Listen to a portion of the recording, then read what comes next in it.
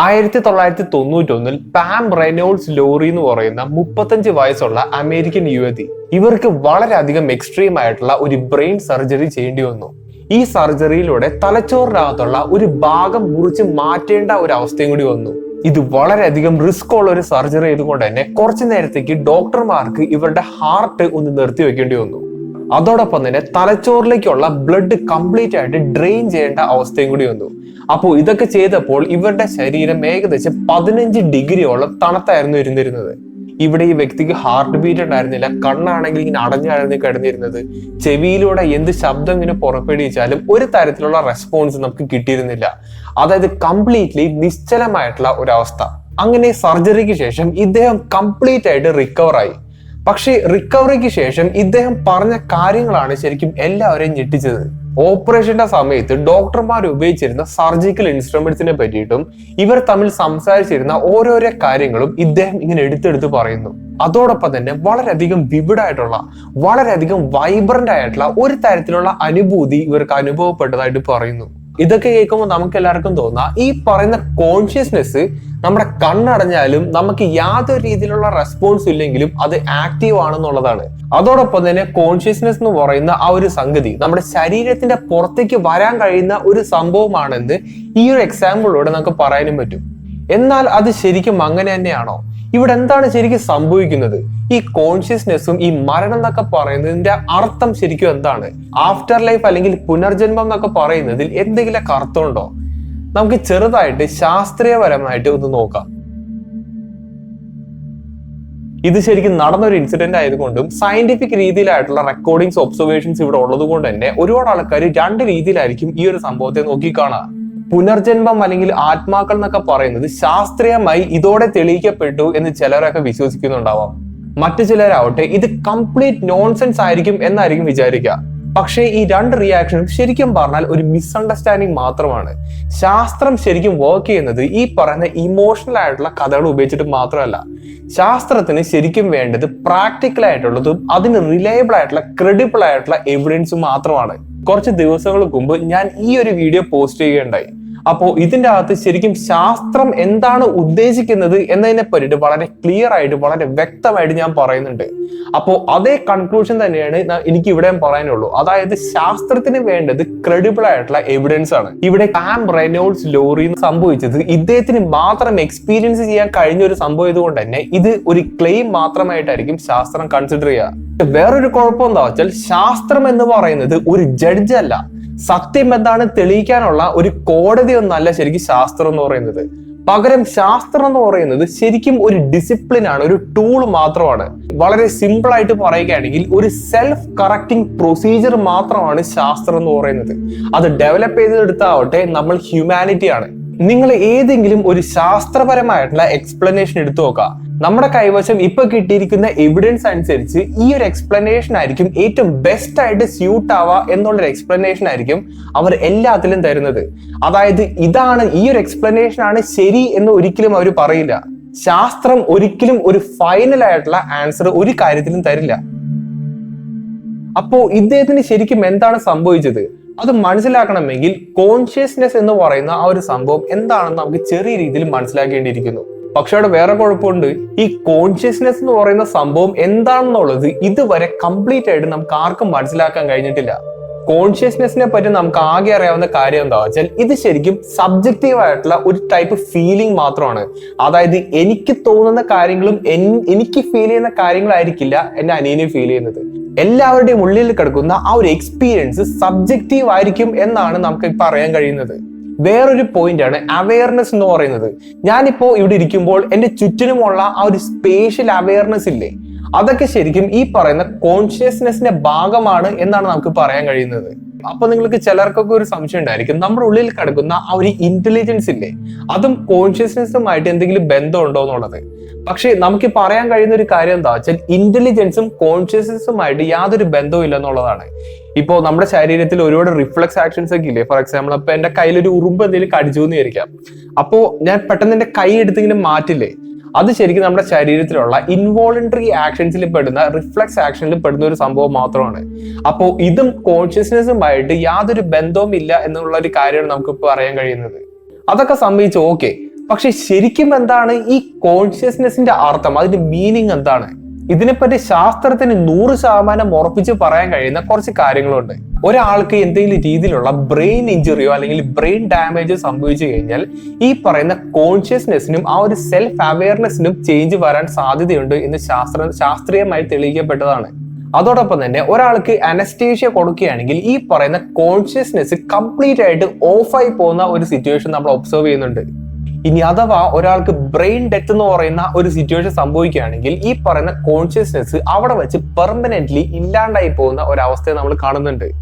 ഇതിൽ നിന്നൊക്കെ നമുക്ക് മനസ്സിലാക്കാൻ കഴിയുന്ന ഒരു കാര്യമുണ്ട്. ഈ കോൺഷ്യസ്നെസ് എന്ന് പറയുന്നത് ശരിക്കും ബ്രെയിനിനെ ഡിപ്പെൻഡ് ചെയ്ത് നിൽക്കുന്ന ഒരു വസ്തു മാത്രമാണ്. അതായത് ഇതൊരു ഫിസിയോളജിക്കൽ ആയിട്ടുള്ള ഒരു സംഭവമല്ല, ഇത് ഒരു മെഡിക്കൽ റിയാലിറ്റി മാത്രമാണ്. കഴിഞ്ഞ കുറച്ച് ദിവസങ്ങളായിട്ട് ഞാൻ ഒരുപാട് പോഡ്കാസ്റ്റ് കേൾക്കുന്നുണ്ട്. അതായത് ഈ ഒരു ഫീൽഡുമായിട്ട് ഒരുപാട് പോഡ്കാസ്റ്റ് ഞാൻ കേൾക്കുന്നുണ്ട്. അപ്പോൾ അതിൽ നിന്നൊക്കെ എനിക്ക് മനസ്സിലാക്കാൻ കഴിയുന്ന കാര്യം എന്താ വെച്ചാൽ ഈ കോൺഷ്യസ്നെസ് നമ്മുടെ ശരീരത്തിൽ എവിടെയായിരിക്കും എന്നുള്ളൊരു ചോദ്യമാണ് ആൾക്കാർ ഇങ്ങനെ തേടി നടക്കുന്നത്. ഒരുപാട് ആൾക്കാർ പറയുന്നത് തലയിലാണെന്ന് പറയുന്നു, ഒരുപാട് ആൾക്കാർ പറയുന്നത് ഇവിടെ എന്ന് പറയുന്നു. പക്ഷെ അത് എവിടെയാണെന്നുള്ളത് പ്രത്യേകിച്ച് ആൾക്കാർക്ക് മനസ്സിലാവുന്നില്ല. പക്ഷെ ശാസ്ത്രപരമായി മാത്രം ആലോചിക്കുകയാണെങ്കിൽ കോൺഷ്യസ്നെസ് എന്ന് പറയുന്നത് നമ്മുടെ ബ്രെയിനുമായിട്ട് ഡീപ്ലി ഡിപ്പെൻഡന്റ് ആണ്. വേറൊരു രീതിയിൽ പറയുകയാണെങ്കിൽ ഒരുപാട് കോടിക്കണക്കിന് ലൈറ്റ് ഇയർക്ക് അപ്പുറം കിടക്കുന്ന സ്റ്റാറുകളെ പറ്റിയിട്ടും യൂണിവേഴ്സിനെ പറ്റിയിട്ടൊക്കെ നമുക്ക് നല്ല ഐഡിയ ഉണ്ട്. പക്ഷെ നമ്മുടെ സ്വന്തം തലച്ചോറിനകത്ത് അല്ലെങ്കിൽ നമ്മുടെ സ്വന്തം ശരീരത്തിൽ നടക്കുന്ന കാര്യത്തെ പറ്റിയിട്ട് നമുക്ക് യാതൊരു ഐഡിയ ഇല്ല എന്ന് വേണമെങ്കിൽ പറയാൻ പറ്റും. ഈ വീഡിയോയുടെ തുടക്കം പറഞ്ഞ ആ ബ്രെയിൻ സർജറിയുടെ ഇൻസിഡന്റ് ഇല്ലേ, അതിൽ ഈ വ്യക്തി ക്ലിനിക്കലി നമുക്ക് വേണമെങ്കിൽ മരണപ്പെട്ടു എന്ന് പറയാൻ പറ്റും. പക്ഷെ ബയോളജിക്കലി ഇദ്ദേഹം മരണപ്പെട്ടിട്ടില്ല. ഹാർട്ട് ബീറ്റ് ഇല്ലെങ്കിലും ശ്വസിക്കുന്നില്ലെങ്കിലും ഒരാൾ ക്ലിനിക്കലി ഡെഡ് ആണെന്ന് വേണമെങ്കിൽ പറയാൻ പറ്റും. ഇങ്ങനെ ഒരു അവസ്ഥയിൽ ശരീരത്തിലുള്ള ഓക്സിജൻ ലെവൽസ് വളരെയധികം ഡ്രോപ്പ് ആവാനുള്ള സാധ്യതയുണ്ട്. അതോടൊപ്പം തന്നെ ബ്രെയിൻ വളരെയധികം സ്ട്രെസ്ഫുൾ ആയിട്ടുള്ള ഒരു സിറ്റുവേഷനിൽ വരാനും സാധ്യതയുണ്ട്. അതോടൊപ്പം തന്നെ സമയത്തെ നമുക്ക് കറക്റ്റ് ആയിട്ട് ജഡ്ജ് ചെയ്യാൻ പറ്റാത്ത ഒരു അവസ്ഥയും കൂടി വരുന്നുണ്ട്. അതായത് ഇപ്പൊ 5 മിനിറ്റ് ആയെങ്കിൽ നമുക്ക് ആ 5 മിനിറ്റ് ആയെന്നുള്ള ഒരു ഫീലിംഗ് ഉണ്ടാവില്ലേ, അതൊന്നും ഈ സമയത്ത് നമുക്ക് ഉണ്ടാവില്ല. അതിന്റെ അർത്ഥം എന്താ വെച്ചാൽ ഈ ഒരു സമയത്ത് ബ്രെയിനിലൂടെ എന്തൊക്കെയാണ് കടന്നു പോകുന്നത് എന്ന് നമുക്ക് കറക്റ്റ് ആയിട്ട് പറയാൻ പറ്റില്ല. ഈ ഒരു സമയത്തിലാണ് ഈ പറയുന്ന വളരെയധികം വിവിഡ് ആയിട്ടുള്ള കാഴ്ചകളൊക്കെ കാണുന്നത്. അതായത് വളരെയധികം ബ്രൈറ്റ് ആയിട്ടുള്ള ലൈറ്റ് ഒക്കെ കാണുന്നതും അങ്ങനെയുള്ള പല പല എക്സ്പീരിയൻസസ് ഒക്കെ കാണുന്നതും ഈ ഒരു സമയത്താണ്. അതിന്റെ അർത്ഥം എന്താ വെച്ചാൽ മരണം എന്ന് പറയുന്നത് വളരെയധികം സബ്ജക്റ്റീവ് ആയിട്ടുള്ള ഒരു എക്സ്പീരിയൻസ് ആയിട്ട് മാറുന്ന ഒരു അവസ്ഥ. എനിക്ക് ഫീൽ ചെയ്യുന്ന കാര്യങ്ങളായിരിക്കില്ല മറ്റൊരാൾക്ക് ഫീൽ ചെയ്യുന്നത്. 2006 അനിത മൂർജാനി എന്ന് പറയുന്ന 49 വയസ്സുള്ള ഒരു വ്യക്തി, അദ്ദേഹത്തിന് വളരെയധികം സിവിയർ ആയിട്ടുള്ള ലിംഫോമ കാരണം കോമയിലേക്ക് പോകുന്ന ഒരു അവസ്ഥ വന്നു. ആ സമയങ്ങളിൽ ഡോക്ടേഴ്സ് എക്സ്പെക്ട് ചെയ്തിരുന്നത് ഇദ്ദേഹം പെട്ടെന്ന് തന്നെ മരണപ്പെടുന്നുള്ളതാണ്. കേവലം മണിക്കൂറുകൾ മാത്രമായിരിക്കും ഇദ്ദേഹം സർവൈവ് ചെയ്യുക എന്നാണ് ശരിക്കും അവർ അടിവരയിട്ടത്. പക്ഷെ ശരിക്കും എന്താണ് സംഭവിച്ചതെന്ന് വെച്ചാൽ കുറച്ചു നേരം കഴിഞ്ഞപ്പോൾ ഇദ്ദേഹം ഈ കോമയിൽ നിന്ന് എണീറ്റ് വരുന്നു. ഡോക്ടേഴ്സിന്റെ കണ്ണുകളിൽ ഇത് വളരെയധികം മിറാക്കുലസ് ആയിട്ടുള്ള ഒരു ഇവന്റ് ആണ്. അതുകൊണ്ട് തന്നെ ഡോക്ടേഴ്സ് വളരെയധികം ക്യൂരിയോസിറ്റിയോടെ ഇദ്ദേഹത്തിന്റെ അടുത്ത് ചോദിക്കുന്നു, നിങ്ങൾ എന്താണ് ശരിക്കും ആ ഒരു സമയത്ത് എക്സ്പീരിയൻസ് ചെയ്തത്? ഇദ്ദേഹം പറയുന്നത് എന്താ വെച്ചാൽ ഈ ഒരു സമയത്ത് ഇദ്ദേഹം വേറൊരു ലോകത്തേക്ക് പോയ ഒരു ഫീലിംഗ് ആയിരുന്നു എന്നുള്ളതാണ്. ഈ ഒരു ലോകത്തിൽ ഇദ്ദേഹത്തിന് സമയം എന്ന് പറയുന്ന സംഭവമേ എക്സ്പീരിയൻസ് ചെയ്യാൻ കഴിയുന്നില്ല. അതോടൊപ്പം തന്നെ ഇദ്ദേഹത്തിന്റെ കുടുംബത്തിൽ ഇതിനു മുമ്പ് മരിച്ചു പോയിട്ടുള്ള ആൾക്കാരുമായിട്ട് ഇദ്ദേഹത്തിന് സംസാരിക്കാൻ കഴിഞ്ഞു എന്നും പറയുന്നുണ്ട്. ഇവിടുത്തെ ഏറ്റവും വലിയ ചോദ്യം എന്താ വെച്ചാൽ ഈ കോൺഷ്യസ്നെസ് ഒക്കെ സബ്ജക്റ്റീവ് ആണെന്നുണ്ടെങ്കിൽ എങ്ങനെയാണ് മൾട്ടിപ്പിൾ ആൾക്കാർ, ഇപ്പൊ ഞാൻ 2 പേരുടെ എക്സാമ്പിൾസ് ഇവിടെ പറഞ്ഞിട്ടുള്ളൂ, ഒരുപാട് ആൾക്കാർക്ക് ഇതേപോലെ വളരെ സിമിലർ ആയിട്ടുള്ള എക്സ്പീരിയൻസസ് എന്തുകൊണ്ട് സംഭവിക്കുന്നു? അനിത മുർജാനി എന്ന് പറയുന്ന ഇദ്ദേഹത്തിന്റെ കേസ് എടുത്തു നോക്കുകയാണെങ്കിൽ ആ ഒരു സംഭവത്തിന് ശേഷം ഇദ്ദേഹത്തിന്റെ ക്യാൻസർ പൂർണ്ണമായിട്ട് ഇല്ലാണ്ടായും പോയിട്ടുണ്ട്. അതുകൊണ്ട് തന്നെ ഈ ഒരു ഇൻസിഡന്റ് ഈ ലോകത്തിലെ ഫേമസ് ആയിട്ടുള്ള ഒരു ഇൻസിഡന്റും കൂടിയാണ്. ഇങ്ങനെയുള്ള ഇൻസിഡൻസിനെയാണ് ശരിക്കും നമ്മൾ NDE അല്ലെങ്കിൽ നിയർ ഡെത്ത് എക്സ്പീരിയൻസ് എന്നൊക്കെ പറയുന്നത്. ഇതിനെ പറ്റിയിട്ട് പഠിക്കാനായിട്ട് ഒരു കൂട്ടം ആൾക്കാർ തന്നെ നമ്മുടെ ലോകത്തുണ്ട് എന്നുള്ളതാണ് വാസ്തവം. നിയർ ഡെത്ത് എക്സ്പീരിയൻസ് സംഭവിച്ചിട്ടുള്ള ഒരുപാട് ആൾക്കാരിൽ നിന്ന് കളക്ട് ചെയ്തിരിക്കുന്ന ഡാറ്റ നമ്മുടെ കൈവശമുണ്ട്. അപ്പോൾ കോമൺ ആയിട്ട് ഇവരെല്ലാവരും കാണുന്ന ചില കാര്യങ്ങളുണ്ട്. ഒരു ടണല് പോലുള്ള സ്ഥലത്തിലൂടെ പോകുന്നതോ അല്ലെങ്കിൽ വളരെയധികം ബ്രൈറ്റ് ആയിട്ടുള്ള ഒരു ഒബ്ജക്റ്റിനടുത്തേക്ക് പോകുന്നതായിട്ടുള്ള ഒരു ഫീലിംഗ്, അതോടൊപ്പം തന്നെ പറക്കുന്ന, അതായത് നമുക്ക് യാതൊരു വെയിറ്റും തോന്നിക്കാത്ത ഒരു ഫ്ലോട്ട് ചെയ്യുന്ന രീതിയിലുള്ള ഒരു സെൻസേഷൻ, നമ്മുടെ ജീവിതത്തിൽ നടന്നിട്ടുള്ള എല്ലാ ഓർമ്മകളും ഒറ്റയടിക്ക് ഒരു ഫ്ലാഷ് ബാക്ക് പോലെ നമ്മുടെ മുന്നിലൂടെ പോകുന്ന ഒരവസ്ഥ. അതോടൊപ്പം തന്നെ വളരെയധികം പീസ്ഫുൾ ആയിട്ടുള്ള ഒരു അവസ്ഥ, അല്ലെങ്കിൽ വളരെയധികം ഭയപ്പെടുത്തുന്ന ഒരു അവസ്ഥ.